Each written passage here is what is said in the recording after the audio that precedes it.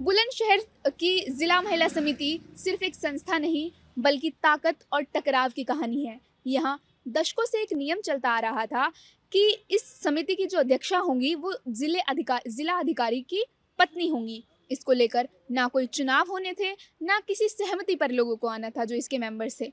लेकिन 70 साल की कल्पना गुप्ता इस व्यवस्था से संतुष्ट नहीं थी और वो इसको चैलेंज करते हुए रजिस्ट्रार के ऑफिस पहुंची। जब वहां सफलता नहीं मिली तो हाई कोर्ट पहुंची। अगर और वहां सफलता भी नहीं मिली तो वो देश की सुप्रीम अदालत सुप्रीम कोर्ट तक पहुंच गई, जहां उनकी आवाज़ पर सुनवाई हुई।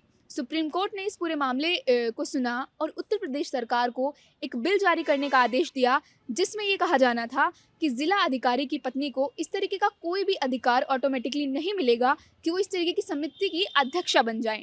देखिए कल्पना गुप्ता ने इस पूरी लड़ाई को किस तरीके से लड़ा। देखिए, मैं कल्पना गुप्ता इस समय समिति की एक सदस्य के रूप में काम कर रही हूँ। हमारा कोई भी किसी भी तरीके का हमें प्रॉब्लम नहीं था, लेकिन कुछ महिलाओं के शिकायत पत्रों के द्वारा और शिकायतों के द्वारा समिति को प्रॉब्लम आई। उसके तहत जब अध्यक्षा जो कि पदेन होती थी, उन्होंने इंटरफेरेंस समिति में किया, तो उससे समिति को बहुत हानि हुई।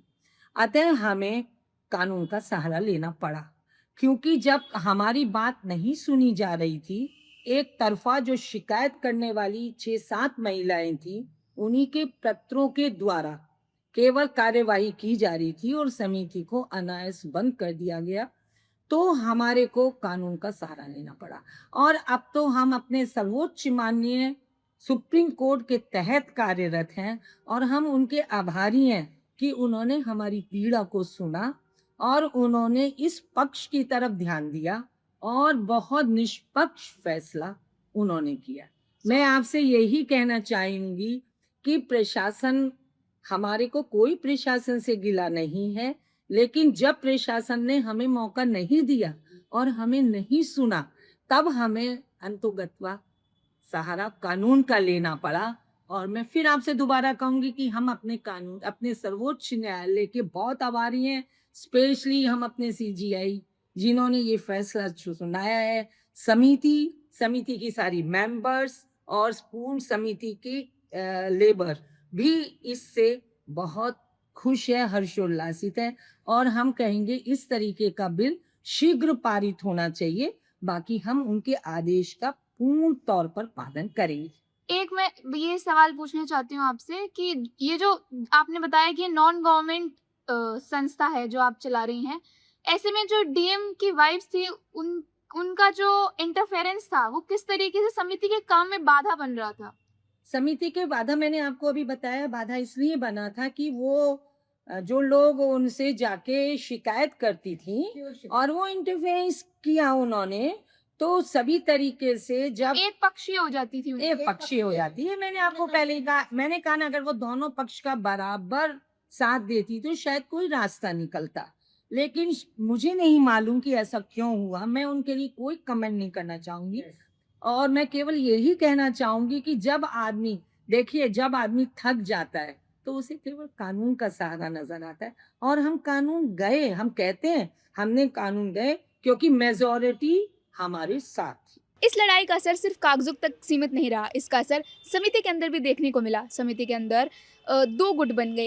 एक जो प्रशासन के पक्ष में था, इस पक्ष में था कि जो डीएम की वाइफ होगी उसे ही अध्यक्षा बने रहना चाहिए, और दूसरा गुट जो सुप्रीम कोर्ट तक पहुंचा, जिसका कहना था कि ये व्यवस्था खत्म होनी चाहिए क्योंकि इसमें ना कोई चुनाव होते हैं और डीएम की वाइफ के पास को स्वतः ऑटोमेटिकली ये अधिकार दे दिया जाता है कि वो समिति के अध्यक्षा बने। कई बार ऐसा होता था कि ये जो अध्यक्षा होती थी वो इसमें इंटरेस्ट नहीं दिखाती थी या फिर समिति के सिर्फ कुछ लोगों की सुनवाई करती थी।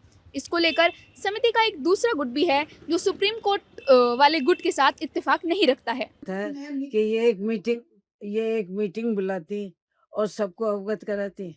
और इस समय तो जो प्रेजेंट तत्कालीन हमारी सेक्रेटरी है, उस तक को हवा नहीं है।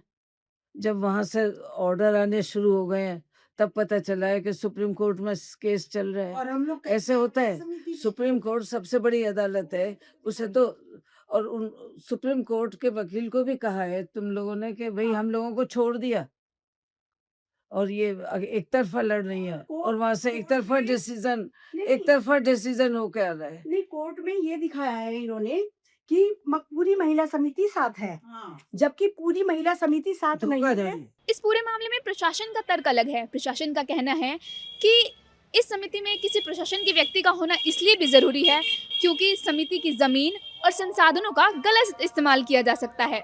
लेकिन जिस महिला के नाम पर ये पूरा विवाद हुआ वो इस पूरे मामले पर अभी कुछ भी बोलने से इनकार कर रही हैं। स्टेट ऑफ यूपी ने एश्योर किया कि हम इसमें जल्दी एक एफिडेविट फाइल करेंगे। सब्सिक्वेंटली स्टेट ऑफ यूपी ने एक एफिडेविट फाइल किया।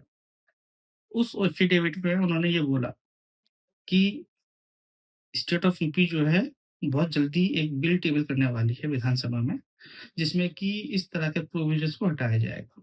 उसका मैं रेलेवेंट एक्सट्रैक्ट पढ़ देता हूँ आप लोगों के लिए। The main proposed provision in that bill says that state may forbid or restrict persons holding regular government posts or their spouses or nominees thereof directly dependent on such government officer to hold a post directly or indirectly in the governing body or the management committee of any such society that is not receiving any monetary or monetary assistance from the government in the form of land, building, grants, equipment, training, etcetera. The print के लिए नूतन शर्मा की report.